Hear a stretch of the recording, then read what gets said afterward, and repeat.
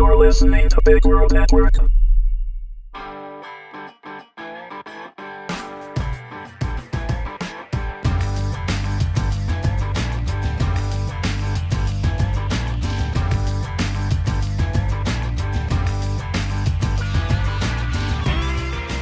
Darkling Drake, Episode 1, Meet Toni Drake.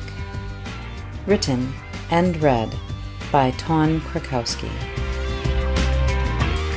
Warning: although there is no material subject matter within that couldn't be found in any general bookstore with no age constraint, this series is rated 18 and contains adult situations and content.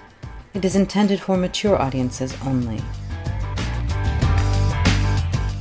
I stood at the precipice, feeling the battering wind, the warm sun. Every sense was engorged as I drank in my surroundings. Spotting my prey far below, I tensed slightly, then, with a feral growl, leapt gracefully from the edge into a free-fall. Time stopped. As the scream of air rushing past me and the slowly changing view of the ground thousands of feet below became the only clue that I was not stationary in space and time, I languorously arched my back and swept out my arms, unfurling my wings. The view changed again, becoming calm, still.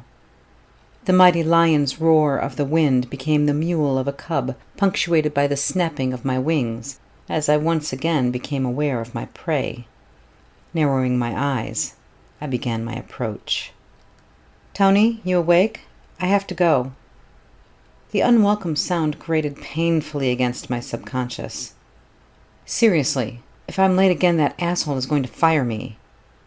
Fire.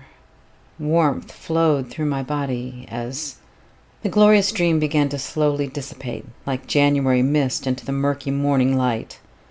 My soul desperately grasped for the freedom and exhilaration of the dream, only to be thwarted by the silky warmth of my bed cocooning my body and gently shepherding me into a most unwelcome level of consciousness.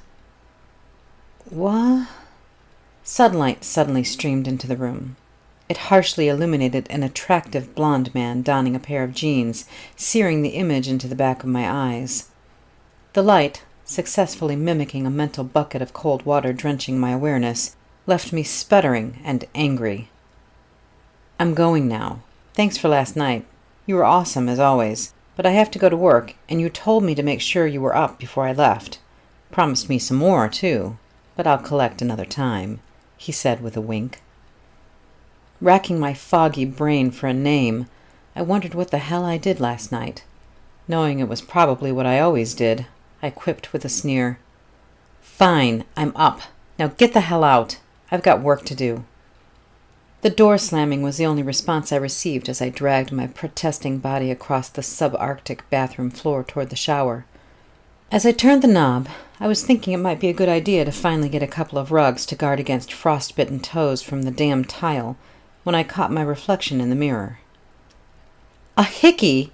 Are you fucking kidding me? What am I, 12? The offending bruise didn't reply, almost appearing smug on my olive beige skin. Sighing, I stepped into the steaming flow of water and began to soap up my short, wildly curly hair.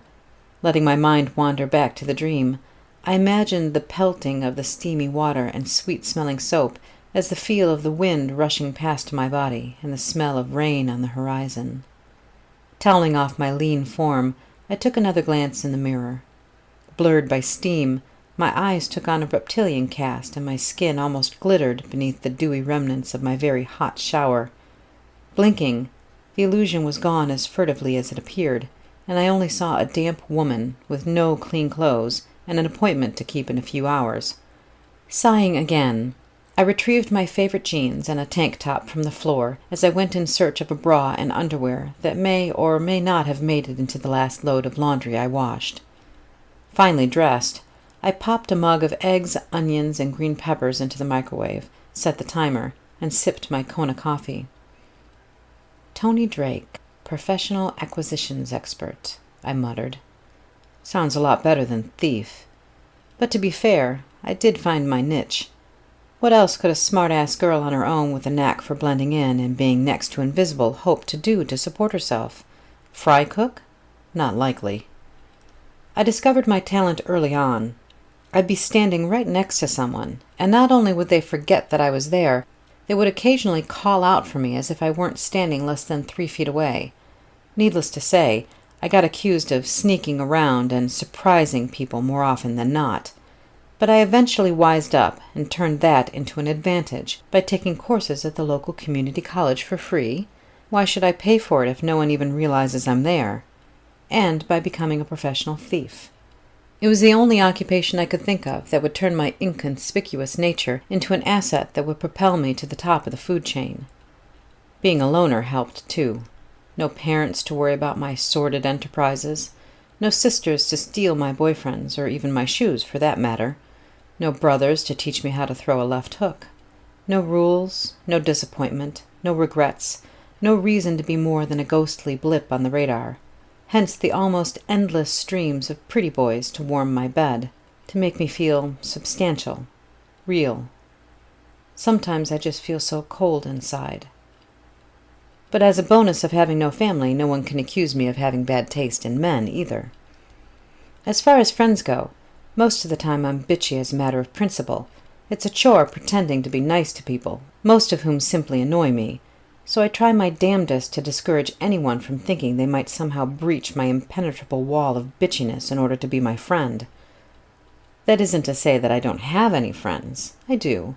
But we have an unspoken agreement to stay out of each other's personal lives. That's how we like it. And alternating rounds in our favorite watering hole in a very civilized manner helps to reinforce our bond, fragile as it may be. The chiming of the grandfather clock I lifted from a mansion in the suburbs suddenly shattered my reverie. I checked my watch and grinned. Showtime.